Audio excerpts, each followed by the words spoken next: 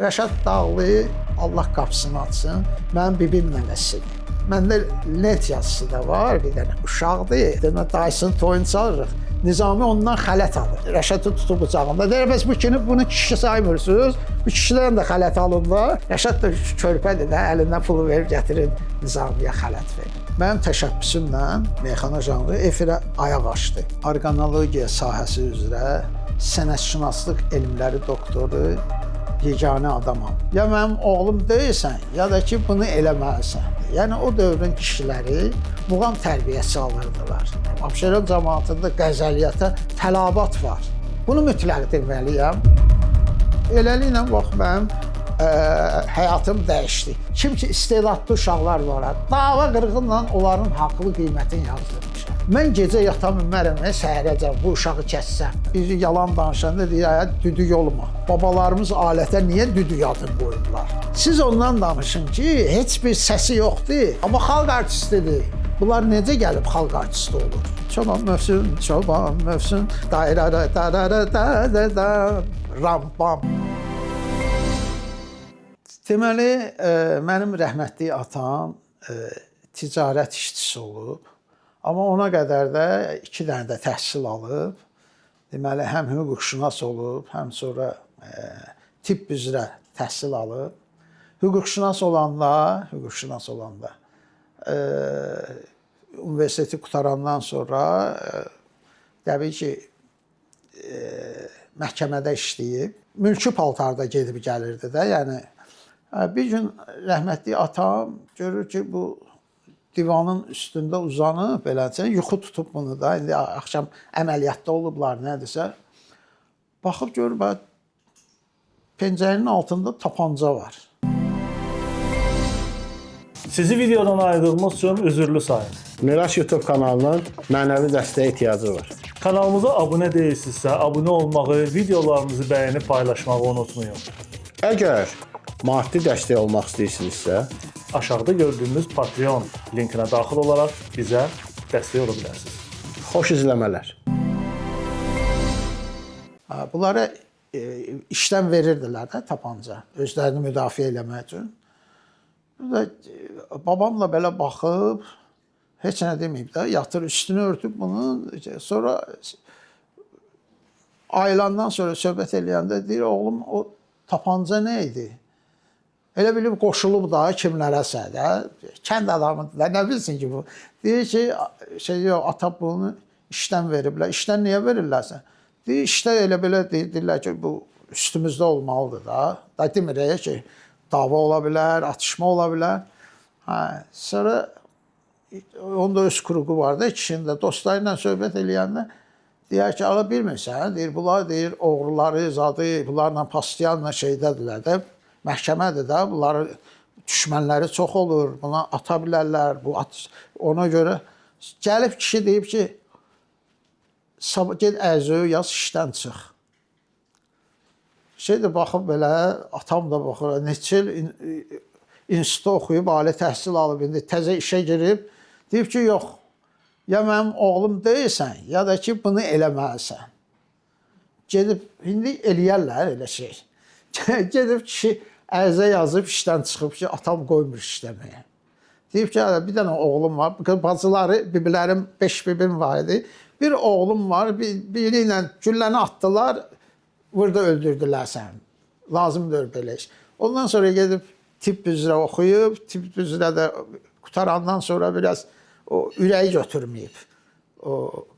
Və başlayıb, nə barədə ürəyə gətirmir də. Onları da o vaxt aparırlarmış, meyitləri yarırlarmış, üstəndə əməliyyat aparır, xoşlamayıb. Ondan sonra ticarəti qutarıb. İndi sözüm o nədə gedir? Atam ticarət işçisi olsa da, çox musiqini, çox yüksək musiqi duyumu vardı. Bayaq dediniz ki, Xızıllarda musiqi duyumu yüksək olur. Allah Teala bizim insanlara bir baxsanız, elə bir sahə yoxdur ki, yəni musiqi sahəsində, elə instrumental ifaçılıqda, müğənnilikdə, xanəndəlikdə, baxın, Ağaxan, o boyda Ağaxan, Ağaxan Xızının əsilləri Türkan kəndindəndir. Bax gəlib sonra bu Türkiyəndə də yaşayıblar, amma elə bir sahə yoxdur ki, musiqi mədəniyyəti üzrə müxtəlif janrlar var da. Orada bizim Xızıllardan təmsil olunmaz. Yəni Allah Taala bizim insanlara musiqi baxımından elə biraz artıq normadan artıq pay verib. Atam da musiqini çox sevirdi. Muğamları zümzümə eləyirdi evdə zətdə, ya maşınları kəndə zada gedəndə yolda bir də gördüm başladı bir muğam oxumağa. Atam Kislovodskda dincəlirmiş, yayda hər yay gedirmiş, istirahət edirdi. Orada rəhmətli Habil Əliyevlə tanış olur, dostlaşırlar. Sonra gəldi, belə musiqiyə gəlməyimizi deyir. Bir kamança al, getdi sifariş verdi. Mən də boyum balaca idi də, hələ məktəbə 1-ci sinifə gedirəm. Onu da götürmədilər ki, tardır, kamançadır. 3-cü sinifdən, orta məktəbdə 3-də oxuyandan sonra götürürlər ki, uşaq yazı pozunu yazmağı bilməlidir ki, gəlib sonra davam elətdirsin. Atam da xahiş eləmişdi, demişlər, hə, gəlsin. İlk müəllimin də Ramiz Hacıyev, böyük müğənni, xanəndə olub. Fondda onun çoxlu yazıları var. O həm kamança ifaçısı idi, həm də xanəndəlik elirdi. Ondan sonra Əlküşat Məmmədov rəhmətli, o mənə dərs dedi, qutardım. Yəni mən musiqiyə gedəndən sonra mənim o biri qardaşlarım da, böyük qardaşım Nəcəf idi, o musiqiçi olmayıb, mühəndis olub o. Məndən sonra Mehdi, İlham, Məhərrəm də dünyasını dəyişdi, rəhmətli Məhərrəm idi, son 5-imiz o idi. Onlar da musiqi məktəbinə getdilər. Yəni atam bizi sonradan bilmişik ki, bizi musiqiçi kimi, musiqiçi deyildi, Allahın verdiyi bir zorla musiqiçi ola bilməzsən axı. Sənin istedadın olmasa musiqiçi ola bilməzsən. Sadəcə musiqiyə qoydum ki, gedib toylarda və yaxud televizorda baxanda hansısa bir muğama qulaq asanda ondan zövq ala biləsən. Bilməyəndə elə bir xarici bir vətəndaş kimi oturmuşsan Azərbaycan televiziyasında hansısa bir muğama qulaq asırsan, elə qəbul eləyəcəksən. Özdə bütün muğamları bilirdi. Yəni o dövrün kişiləri muğam tərbiyəsi alırdılar. Bizim Bakının kəndlərində, əksər kəndlərdə muğamları heç bir yəni musiqiyə aidiyyəti olmayan muğamları elə gözəl bilir, qəzəlləri elə gözəl, dürüst bilir ki, yəni bu var da, qanında var. Ümumiyyətlə, Abşeron cəmaatının qanında muğam var. Abşeron cəmaatında qəzəliyyətə tələbat var. Qəzəliyyəti, bax, mən Alim Qasımovla cavanlıqda bir yerdə işləmişik, toylarda olurdu, Bakı kəndlərində də. Yəni, o bir toyda bir qəzəli 2 dəfə oxumazdı, eyni qəzəli ki, irad tuta bilərlər. Deyəcəklər, bunu oxudun da, eşitdik də bu qəzəli. Və yaxud bir dəstgahı çalırdıq, hansısa bir dəstgahı çaldıq, olurdu da toydu. Yarım saatdan sonra, 1 saatdan sonra yenə həmin dəstgahı sifariş verirlər. Çağırgah oxumuşdu, yenə gəlib qonaqlardan deyib, bir çağırgah oxun. Bu dəfə artıq bizə də tapşırırdı ki, rəngləri dəyişin, dəramədi dəyişin. Özü də sözləri dəyişirdi. Təsnif oxuyacaqdısa, bayaq oxuduğunu oxumurdu. Həm lenti alırdılar bütün toylarda. Alim harada gəlirdisə yazırdılar da. Bax, belənçinə, bizim musiqiyə gəlməyimiz də, yəni bax, bu atamın istəyi ilə, valideynlərimin istəyi ilə olub. Rəhmətli anam, sonra böyük qardaşım, rəhmətli böyük qardaşım, əziyyətimizi çox çəkirdilər. O bizdən təxminən 10 yaş böyük idi. Yəni, maşınla bizi aparırdı məktəbə, gətirirdi. Həmişə də zarafatla deyirdi, mən olmasaydım, siz indi deyir, heç musiqiçi deyildiniz. Yəni, gözləyirdi, dərsə girirdi, çıxırdıq. Bax, belə. Ondan sonra da Sumqayıt Musiqi Texnikumuna qəbul olundum. Bir əvvəl Asif Zeynallı adına Musiqi Texnikumu deyək də. Musiqi Texnikumuna sənədlərimi vermişdim, özüm də əlaçı oxuyuram. Yəni, mən məktəbdə oxuyan vaxtı Pioner qəzetində silsilə məqalələrimi çıxırdı, yazılarım çıxırdı. Yəni, mən bu sənətə gələndə də artıq jurnalistika məktəbini keçmişdim. Sonra da ASTV-də də bir müddət işlədim, verilişim var idi. Orada yallı verilişi aparırdım. İctimai televiziyada Yurd İnciləri adlı verilişim var idi. Və orada Allah rəhmət eləsin Rafiq Savalan bizə orada yığırdı, kurs dərs keçirdi. Tək mənə yox ha, müəyyən öz işçilərinə də. Hərdən məni tərifləyirdi ki, bax Abbasqulu bizdə işləmir, amma nə deyirəm onu eləyir, əməl eləyir, yadında saxlayır. Yəni orada tamaşaçı ilə necə ünsiyyət qurmaq, necə danışmaq, bu ayrı bir peşədir də. Onu da ASTV-də öyrəndik. Yəni asepsiyanallıya verdim, kəsildim. Nədən kəsildim? İmladan. Ona görə sözümü gətirirəm ki, imla da mənim üçün bilirsiniz nə idi? İmla mənim üçün problem deyildi də. Heç inşaat çətindir. İnşaat üçün hazırlıqlı olmalısan, verilən o hansı mövzuda inşa yazacaqsan, bilməsən nə yazacaqsan. Amma imlada nə deyirdisin də, müəllim oxuyur, müəyyən mətndə oxuyur, yavaş-yavaş deyir, sən də yazırsan. Özdə axırıncı imtahandır. Axırıncı imtahandır, sevinirəm ki, daha qəbul olunmuşam da. Sonra dedilər, nəysə, böyük qardaşım getdi, çox hay-küy saldı. İstədi ki, Abbasqulunun yazdığını verin, baxaq görək, harada səhv edeyim. Dedilər, yox, biz verə bilmərik. Sonra orada bir nəfər var idi, elə qardaşımla, deyəsən, Politexnik İnstitutunu bitirmişdi qardaşım. Orada bir yerdə oxuyublar, bilməm, orada nəsə işləyirdi. Çıxdı, dedi ki, Nəcəb, deyir, burada, deyir, pul verməsən, adı siyahıda yoxdursa, pul verməyə də bilər. Kimsə tapşırıb, adı siyahıda yoxdursa, ən rahat kəsmək buradır da. Kamança da çalıb, qiymətini alır. O bir şifahi suallardır. Verilib, biletin çəkib, danışıb, kəsə bilmir, danışır da. Amma burada götürür, o kirillə o yazmamısan, o. Onun ortasından ya bir dənə xət çəkirdi, olurdu ö.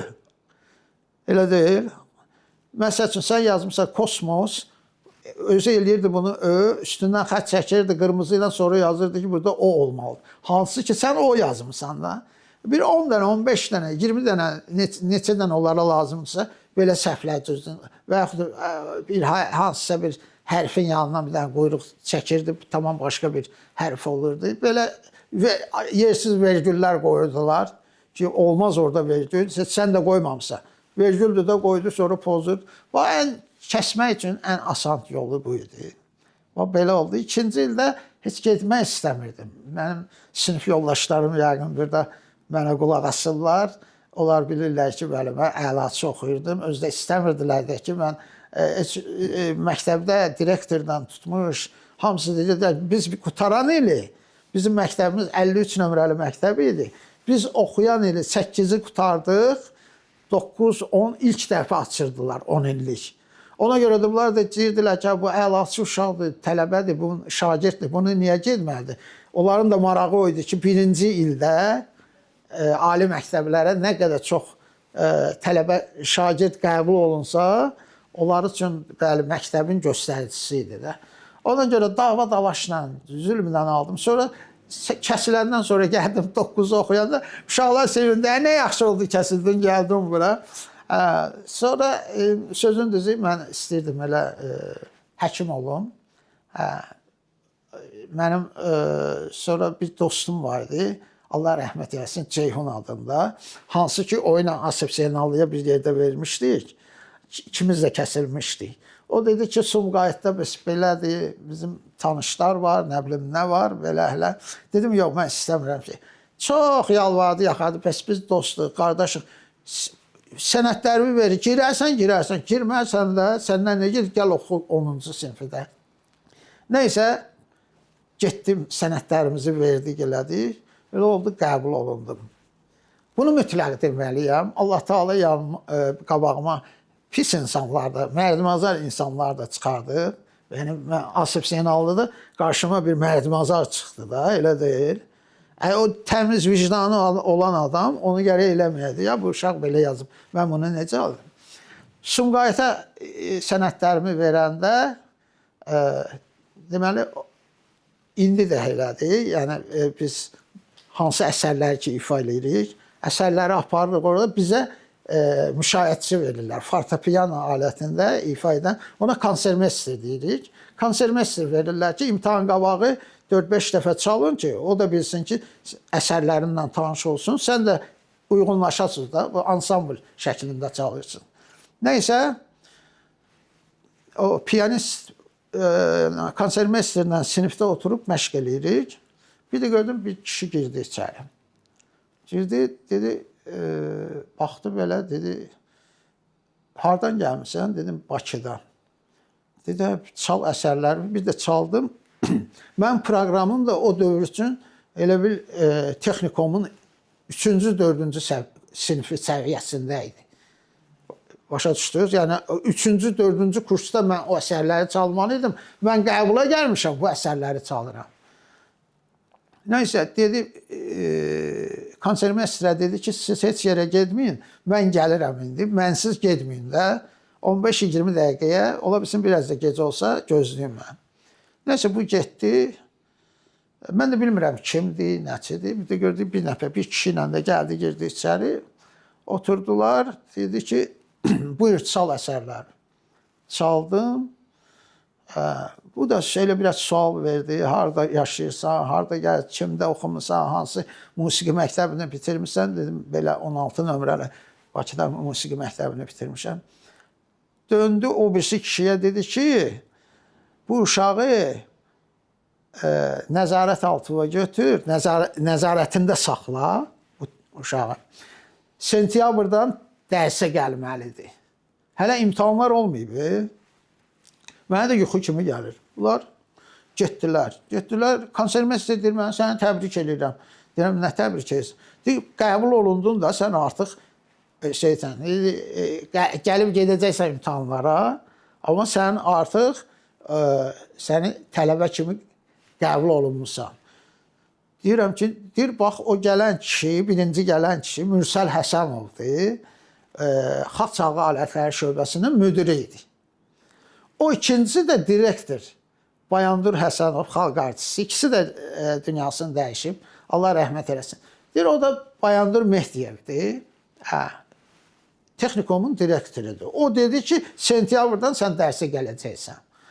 Belə sevindim mən də. Elə oldu, sonra gəldim rəhmətli atama da danışdım ki, belə bir hadisə oldu. Eləliklə, bax, mənim həyatım dəyişdi. Musiqiyə bağlı. Musiqi texnikumunu qırmızı diplomla bitirdim və orada da müəllim saxladılar məni, müəllim işləyirdim. Eyni zamanda konservatoriya sənədlərimi verdim. Allah rəhmət eləsin. Süleyman Ələsgərov xeyir dua verdi mənə. Yaxşı insanlardan da, yəni demək istəyirəm, sonra dövlət imtahanında da o oldu, imtahan komissiyasının sədri. Gəldik, konservatoriya sənədlərimizi verəndə də dövlət imtahanı, qəbul imtahanında Səid Rüstəmov idi, Hacıxan Məmmədov idi, bir də yenə Süleyman müəllim. Bunlar üçü bizdən imtahan götürürdülər. Və həm də məni biraz tərbiyələndiriblər, onlar. Nə barədə? Çünki məni təmənnasız qəbul elətdiriblər. Texnikomu qutarmışam, konservatoriyanı qutarmışam. Ona görə mən də qəbula düşəndə, qəbula məni salanda çaşıb salıblar bir-iki dəfə. Mən verilən siyahını qoymuşam bir qırağa. O, kim ki istedadlı uşaqlar var, dava qırğınla onların haqlı qiymətini yazdırmışam. Mən gecə yata bilmərəm, səhərəcəm, bu uşağı kəssəm. Təvəzzökarlıqdan uzaq da olsa, Azərbaycanda orqanologiya sahəsi üzrə sənətşünaslıq elmləri doktoru yeganə adamam. Yəni, məndən başqa orqanologiya sahəsi üzrə keçmiş dillə kandidatlar, namizəd çoxdur. Namizədlər çoxdur. Yəni, indi ona sənətşünaslıq üzrə fəlsəfə doktoru deyirik. Amma elmlər doktoru yoxdur. Mən arzu edirəm ki, çox olsun. Yəni, gəlsin, ardı gəlsin. Təəssüf ki, indiki dövrdə onlara maneçilik. Deyək ki, yoxdur, gəlmək istəyən yoxdur elmə. Var, çoxdur. Amma ilkin etapda, yəni fəlsəfə doktoru adı alanda bunlar o qədər əziyyət çəkirlər ki, incidirlər. süni incitmələrdə, yəni o barədə. Bir var layiqli deyilsə o başqa. Bir də var layiqli adamı bir də görsən qəsdən süründürməçilik eləyirlər, diplomunu vermirlər. Musiqi alətlərimizlə bağlı çoxlu tədqiqatlarım var mənim. Çox alətlərimiz var ki, təkmilləşdirilir, amma qalır elə o kim təkmilləşdirirsə elə onun evində qalır o alət. Deyək ki, Həmid Vəkilov adında bir gözəl bir sənətkarımız var idi. Allah ruhunu şad eləsin. O tarı təkmilləşdirmişdi. Diapazonunu artırmışdı. Bunu bu kimi üçün eləyir? Azərbaycan xalqı üçün eləyir də. Onun o vaxtı üstünə düşdülər. Qərəzli fikirlər də deyənlər oldu. Qərəzli şəkildə yanaşdılar. Elə yəni düzdür, müəyyən qüsurlar var idi, amma bunu demək lazım idi ki, Həmid müəllim, get bunu düzəlt. Bunu çox yaxşı işdir, amma bu qüsurları düzəlt. Yox, üstündən elə bir balta ilə vurdular ki, olmaz. Həmid müəllim nə etmişdi? Bayaq dediyim kimi, alətin diapazonunu genişləndirib bəmə doğru, həm bəmə doğru, həm də zildə müxtəlif pərdələr artırıb, qamış pərdələr deyirlər. Diapazonu genişləndirilir. Mən də tədbirlərin birində, bu məndən incidi. Mən çıxış eləyəndə dedim ki, Həmid müəllim, çox gözəl işlər görmüsünüz, amma bunun tarın, tac hissəsin ən gözəl yeridir. Onu kitara formasında düzəldib. Dedim, bu tarın insan başdan tanındığı kimi, tarın da o kəlləsinə baxanda tac hissənin özü də ən gözəl yeridir. O da dedi ki, çox çalışdım, 13 dənə tel qoyub deyə. Yəni bizdə zəng tellər, yəni cüt teldir, bir aşığa düyünlənir. Amma bu hər birini ayrıca qoyub ki, dəqiq köklənsin.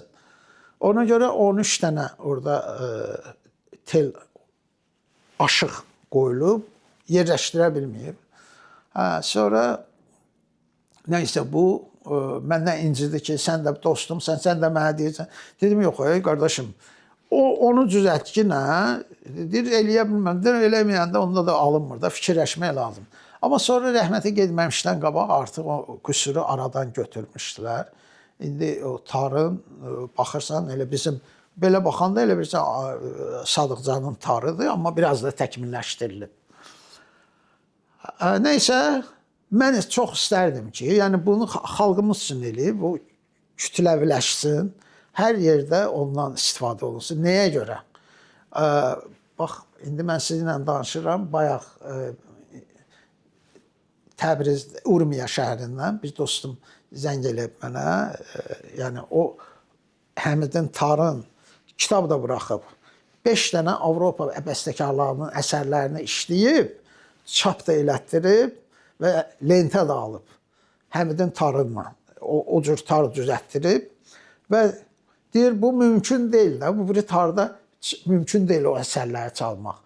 Çalmaq olar, əsərin xarakteri itirir. Yəni, bəmdə olmayan səsi məcbursan zildə çalasan. Zildə çalanda sonra təzədən bir də qayıdırsan, əsərin xarakteri itir. Amma burada olduğu kimi səslənir. Mən arzu edirəm ki, yavaş-yavaş bütün məktəblərdə bax buna keçid eləmək lazımdır. Və yaxud balaban aləti. Bilirsiniz də, balaban aləti UNESCO-nun reprezentativ siyahısına daxil olunub. Türkiyə ilə birgə bizim mədəniyyət nümunəsi kimi qəbul olunub. Türklər mey deyirlər. Mey. Bizdə balaban. Amma bizdən qabaq ermənilər uzun müddət deyə düdük adı ilə siyahıya saldılar. Amma düdük də bizim alətdir. Amma balaban deyil. Kitab-ı Dədə Qorqud dastanında düdüyün adı çəkilir. Düdük nədir? Yəni hamımız bilirik də, biri yalan danışanda deyir, düdük olma. Elə deyil. Bu dilimizdə işlənən ifadədir. İndi sual yaranır ki, babalarımız alətə niyə düdük adını qoyublar? Ona görə düdük adını qoyublar ki, o alətdə o bugünkü tütəyimizin prototipidir. Yəni ilkin formasıdır. Onun üzərində dəliklər olmur. Fitli səs oyadıcısı olur. Orada da yalançı quş səsləri çıxardırlar. Bax Hüseynqulu Sarabski Köhnə Bakı əsərində yazır ki, ovçular tor qurardılar və düdüyün səsi ilə quşları düdükdə quşların səsini imitasiya edib özlərinə cəlb edirdilər. Nə etdilər? Düdüyün səsi ilə quşu allatdılar. Düdük də oldu yalançı. Elə də deyir adım. Bu erməni bədbaxt götürüb fikirləşib ki, hələ bu ona görə düdük deyirdilər ki, hətta bizim alimlər də qoşulmuşdu onlara bir müddət. Kitablarda yazırdılar ki, balabanın adını düdük kimi verirdilər. Qardaşım, istinad edirdilər güya Dədə Qorqud dastanında adı çəkilir. Dedim, axı Dədə Qorqud dastanında heç yerdə balaban sözü yoxdur. Düdük var. Düdükdə yəni deyir düdüyün səsi kimi igid yaralanır, qanı axır. Dastanda təxminən belə verir ki, igidin qanı düdüyün səsi kimi şırıldadı. Şorultulu səs çıxardır da. Onu məsələn tütəkdə də şorultulu səslə çalmaq olur. Alət yoxdur burada, mən göstərə bilərdim. Amma balabanda mümkün deyil bu. Deməli, bu düdüyün balabana heç bir aidiyyəti yoxdur. Balaban sözü də adı üstündədir. Balaban. Ban səs ün mənasındadır. Avaz mənasındadır. Elə bax, kitabı Dədə Qorqud dastanında deyir ki, minarədən azan çəkməyə deyir banladı. Başa düşdünüz? Minarədən çıxır orada azan verir, banlamaq. Amma bugünkü dildə biraz banlamaq, dilimizdə biraz fərqli şəkildə bir xoruzun banlaması kimi deyirlər. Nə banlayırsan deyir, biraz təhqiramiz ifadə kimi işlənir. Amma arxaik dilimizdə səs ün mənasındadır. Ün, avaz mənasındadır. Balaban. Bala burada kiçik, zərif, incə. Balabanın səsi axı incədir. O zurnaya, nə bilim, borulara nisbətən burada çox incə səslidir. Ona görə deyirlər ki, balaban. O ki qaldı meyə, mey. İndi belə sual yaranır adamda ki, balabana da bəziləri deyir ki, mey çaxır deməkdir də, düzü şərab deməkdir. Meyxana sözündə keçimi də təhriflə deyirlər. Əslində meyxanada da başqa anlamdadır. Balabana niyə mey deyirlər? Bizim türklər bir mənalı şəkildə mey deyir. Bizdə də bəzi rayonlarda mey deyirlər. Balaban demirlər. Onlar bu aləti mey kimi. Mey, bir də görsən, toyda ifa eləyəndə biri deyir, bir də görsən musiqiçi o birisi yoldaşına deyir ki, bir mey ver də, yəni dəm ver də, eşitmir özü dəmi. Bu mənada ilham verir ona. O mey dəmi eşidəndə həvəslə çalır, o tanallığı eşidir, daha gözəl təbə gəlir də, belə deyək. Burada da o anlamdadır. Mey sözü o anlamdadır. 2002-dən səhv eləmirəmsə, artıq tələbələr qəbul olundu Balaban sinfinə. Ali təhsil alırlar. Amma qabaq yox idi. Sovet dövründə bizi qoymurdular. Adını çəkmədiyim ölkədə onlar konservatoriyada tədris eləyirdilər Balaban. Bizə qoymurdular. Nəyə görə qoymurdular, bilmirəm. Balabanda da Ramesh Paşayev adında bir balaban ifaçımız var. Elə konservatoriyanı bitirdi. Bakalavr təhsilini alıb, amma indi inşallah magistrdə yəqin ki alacaq. O balabanın diapazonunu o da bəmə doğru genişləndirib. Bəli, bu şeyi dəstəkləməlidirlər. Tədris ocaqlarında tələb eləməlidirlər ki, tələbə qoy bu balabanın, yəni təkmilləşdirilmiş balabanda ifa eləsinlər. Meyxana janrına musiqini rəhmətli Nizami Rəmzi gətirib. Nizami Rəmzi ilə də dost olmuşuq, sənət bir yerdə uzun müddət toylara getmişik, səhnələrə çıxmışıq. Efirə ilk dəfə dalğa verilişinə mənim təşəbbüsümlə meyxana janrı efirə ayaq açdı. Meyxana haqqında bir neçə dissertasiya işləri yazılıb. Həm poetik yöndən, həm də musiqi yöndən. Bax, Elxan Babayev var idi, rəhmətli professor. Buzovna kəndindən. Onun qızı Aytaç Rəhimova meyxana ilə bağlı çox gözəl dissertasiya işi yazıb. Yəni bu artıq elmi konsepsiyası hazırlanıb. Meyxananın musiqisi var. Oxuyur, kimin istedadı var. Muğam Nizami də bir də gördün toyda muğam da oxuyub. Məndə var onun. Elə gözəl muğam oxuyurdu. Yəni bəy tərif eləyəndə bir də gördün kimə qadağan eləmək olar ki, sən mahnı oxuma, muğam oxuma. Niyə? Qadağa qoymaq olar. Yaxşı istedadı var. Adam var ki, çox şaxəlidir. Bəzən deyirlər ki, düşürlər üstünə meyxanada mahnı oxudu. Oxuyur, oxusun da Allah yaxşı. Bunun nəyi pisdir ki? Mahnı oxusun, əgər səsi varsa, avazı varsa, qoy oxusun. Amma siz ondan danışın ki, heç bir səsi yoxdur. Səs diapazonu yoxdur, amma xalq artistidir. Elə bir danışır. Xalq artistidir də. Belələrindən danışın ki, bunlar necə gəlib xalq artisti olur? Elə deyil. Bundan danışmaq lazımdır. Adamı meyxanaçı kimi dəvət eləyibsə, bunun mahnılarını sevirlərsə, o oxumasa da deyirlər ona axı ki, bir dənə filan mahnını oxu, mən oynayayım. Rəhmətli Nizami getdiyi toylarda, əksər toylarda heç müğənni aparmırdılar. Ki Nizami çünki bu mahnı çox şaxəli idi. Bu mahnı özünün mahnı bəstələdiyi mahnılar var idi. Populyar mahnılardır bugün. Heç toyxanalarımızın, toylarımızın bəzəyidir onun oxuduğu mahnılar. Onun özünü aparırdılar. Bir dəfə yadıma bir şey düşdü.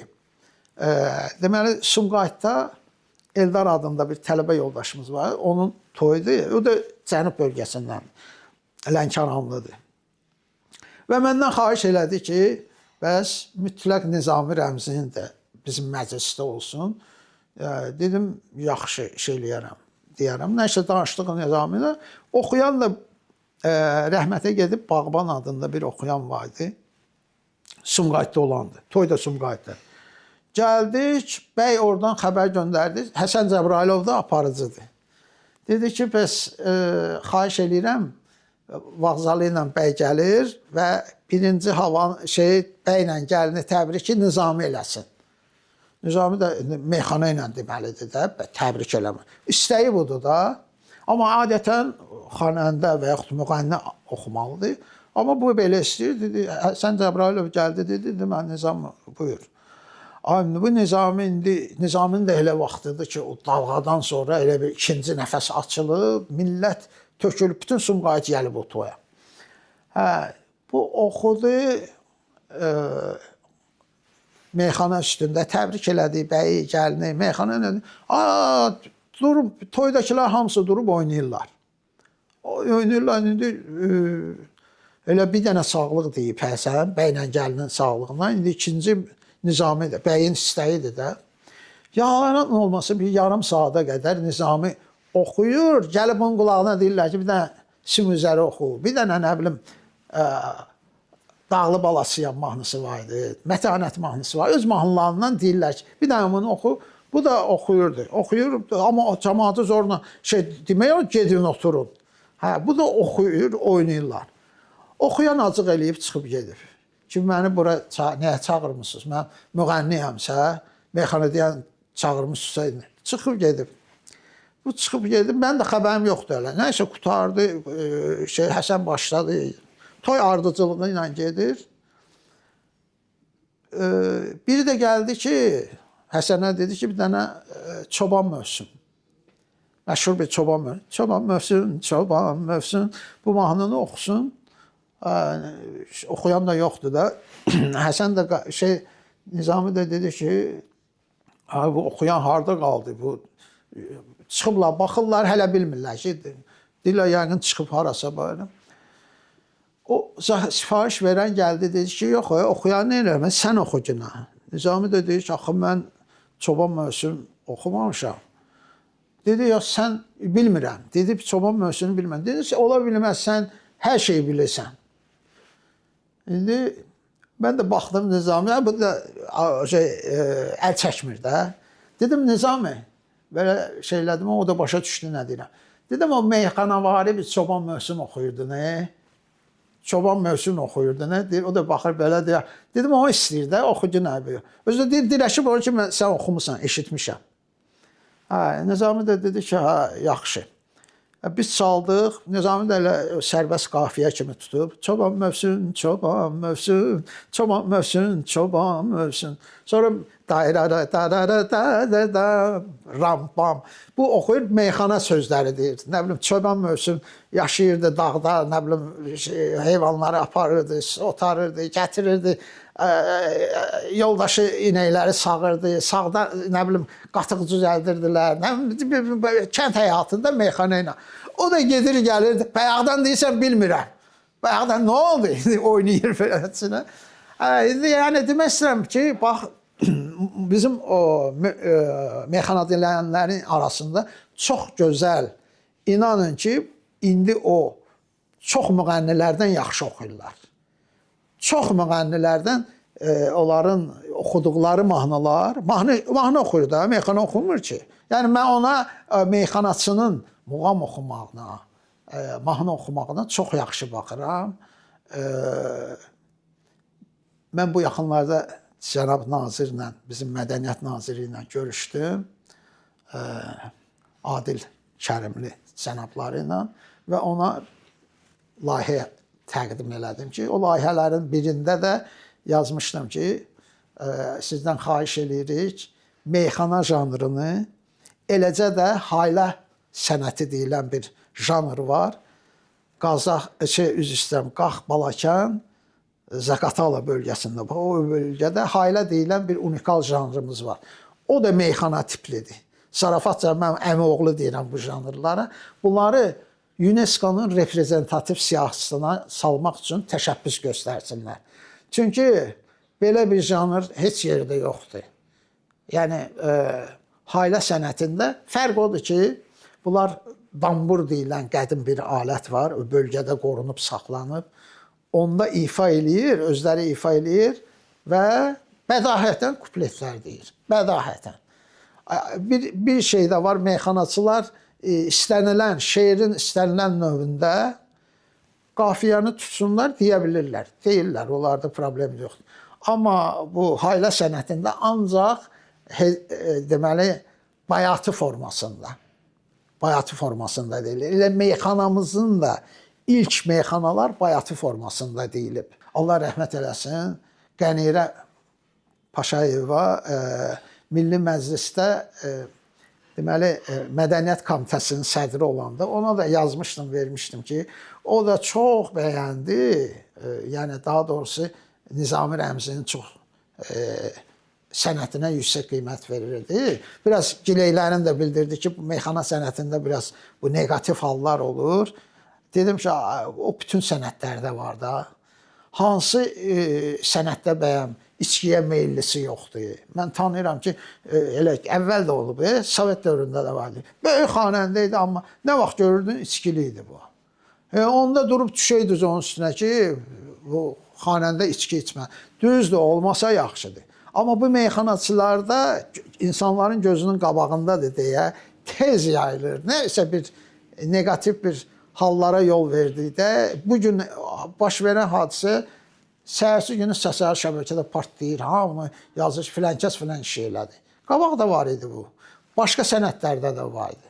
Başqa sənətlərdə də, nə bilim,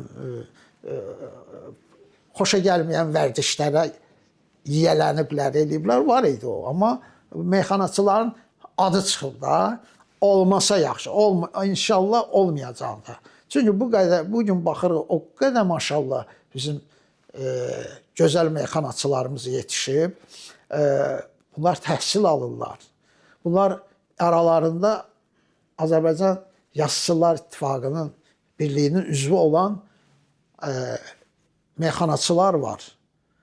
Yəni, bunlardan da danışırlar. Niyə elə bir dənə nəsə, haradasa bir şuluqluq elədi, tez ondan danışırsınız.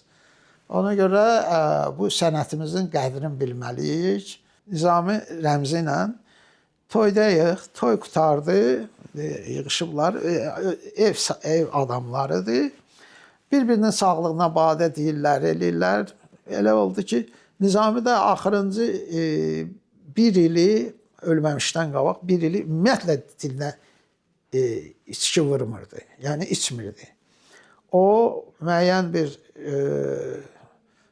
dərman verirdilər ona. Dərman idi. Yadımdadır ki, elə toyun içində də götürürdü. Dərman deyəndə pipitka ilə şey eləyirdi, süd qarışırdı, bilməm nədirsə belə içirdi. Bunun sağlığına şey eləyəndə, deyəndə dedi ki, mən daha doğrusu vururdu, qoyurdu da rumka. Birinin də acığına gəldi ki, bayaqdan bizim bir-birinin sağlığına deyirlər, biz sənin sağlığına içirik. Sən niyə içmirsən? Nizami də dedi ki, mən müəyyən səbəblərdən içmirəm də. Yox, götür bunu vurmalısan. Süzüb belə də. Nizami də götürdü belə. Belə baxdım. İndi istədim ki, şey eləyim, müdaxilə eləyim. Şey belə elədi mənə, göz vurdu ki, danışma yenə də.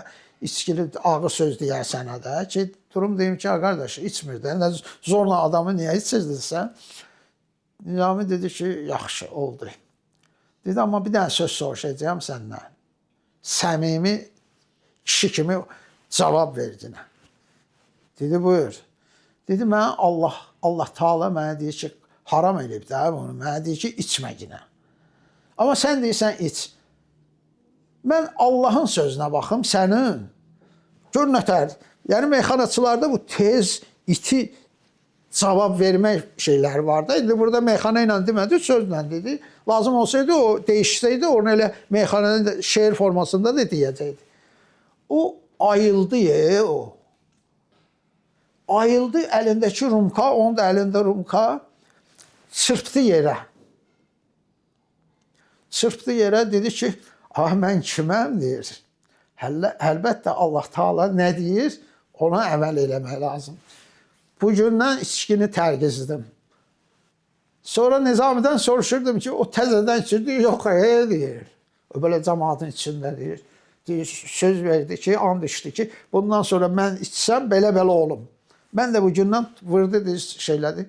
O, budur, tərbiyəvi rolu var. Yəni, meyxanaçıların da indi, yenə də deyirəm, Rəşad Dağlı, Allah qapısını açsın, mənim bibim nəvəsidir.